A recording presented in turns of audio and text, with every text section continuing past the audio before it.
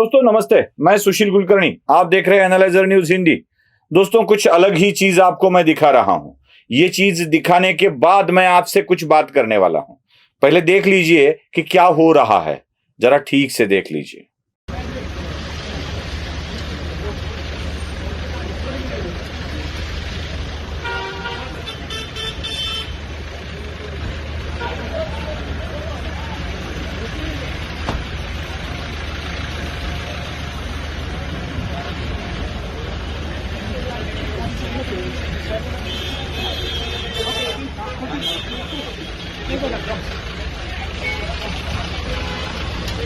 देखा आपने?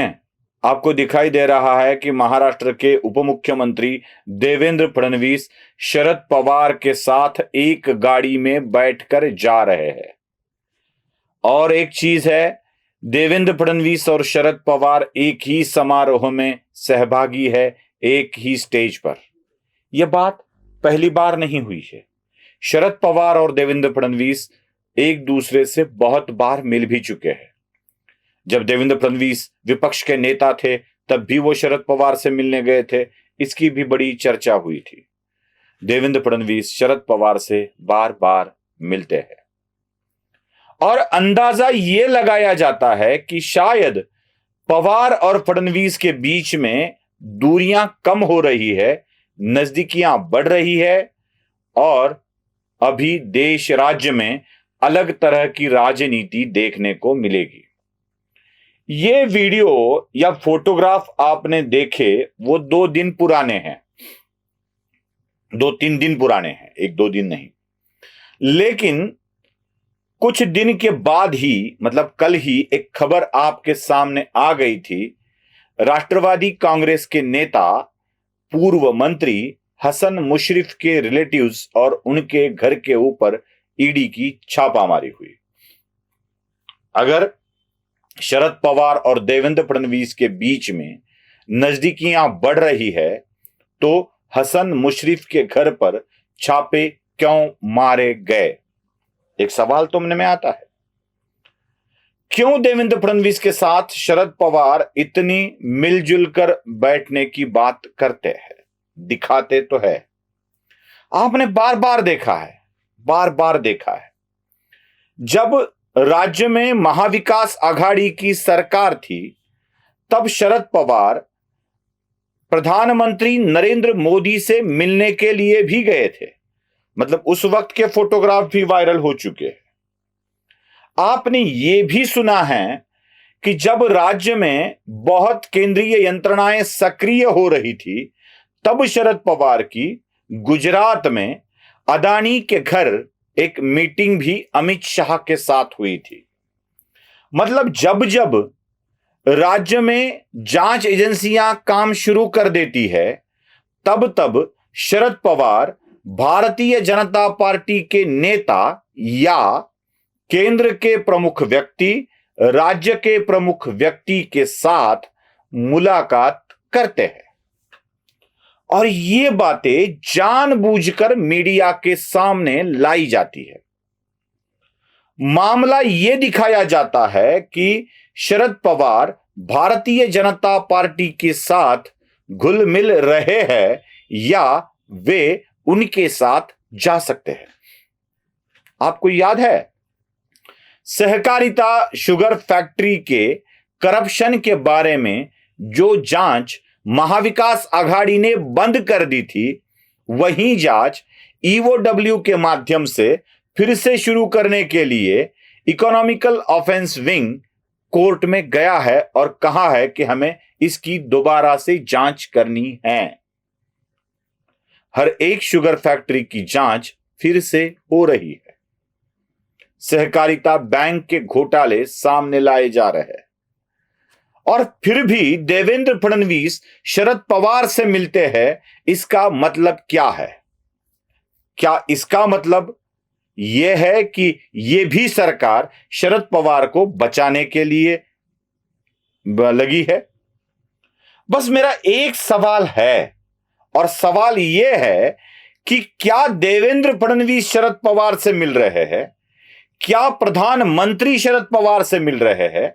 क्या देश के गृह मंत्री शरद पवार से मिल रहे हैं या शरद पवार देवेंद्र फडणवीस से मिल रहे हैं, शरद पवार प्रधानमंत्री से मिल रहे हैं, शरद पवार अमित शाह से मिल रहे हैं? हो क्या रहा है? कुछ ना कुछ तो होना चाहिए जरूर। या तो ये लोग शरद पवार से मिल रहे हैं या शरद पवार जानबूझकर उनसे मिल रहे हैं। दोस्तों, राजनीति एक ऐसा खेल है जिसमें ऐसे ऐसे चित्र दिखाए जाते हैं, मतलब जो मय सभा थी ना महाभारत में एक मय सभा बनाई गई थी जहां द्रौपदी दुर्योधन के ऊपर हंसी थी। आपको याद होगा, अंधे का पुत्र अंधा ही निकला, ऐसा द्रौपदी ने कहा था, ऐसे कुछ कहानियों में बताया जाता है। और तब से दुर्योधन द्रौपदी पर गुस्सा था। मय सभा का मतलब है जो है वो दिखता नहीं है और जो दिखता है वो होता नहीं है। मतलब फर्श पर पानी है समझकर दुर्योधन अपनी धोती को उठाकर चलने लगा और जब वो पानी के अंदर गया तो उसको पता चला कि यह पानी नहीं फर्श है। दीवार में एक दरवाजा है और उस दरवाजे से मैं निकल जाऊंगा ऐसा समझकर दुर्योधन दरवाजे से निकलना चाहता था, लेकिन उसका सर जाके दीवार पर टकरा गया। अंधे का पुत्र अंधा जो कहा था वो वाली बात थी। ठीक ऐसे ही है, फर्श समझकर कदम रखो तो पानी होता है, पानी समझकर संभल कर कदम रखो तो फर्श होता है, दीवार समझकर रुक जाओ तो वो दरवाजा होता है, दरवाजा समझकर निकल जाओ तो वो दीवार होती है, सर पटक जाता है। इसे कहते हैं मय सभा। राजनीति में ऐसी ही मय सभा का बार बार हमें अनुभव मिलता है।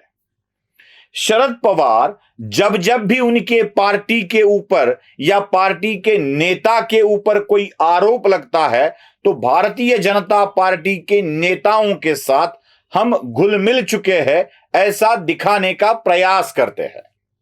शायद ये दबाव तंत्र होगा, शायद ये ऐसा तंत्र होगा जिससे समाज मन में एक अलग ही मैसेज निकल जाए। शरद पवार इस तंत्र का बार बार इस्तेमाल करते आए हैं।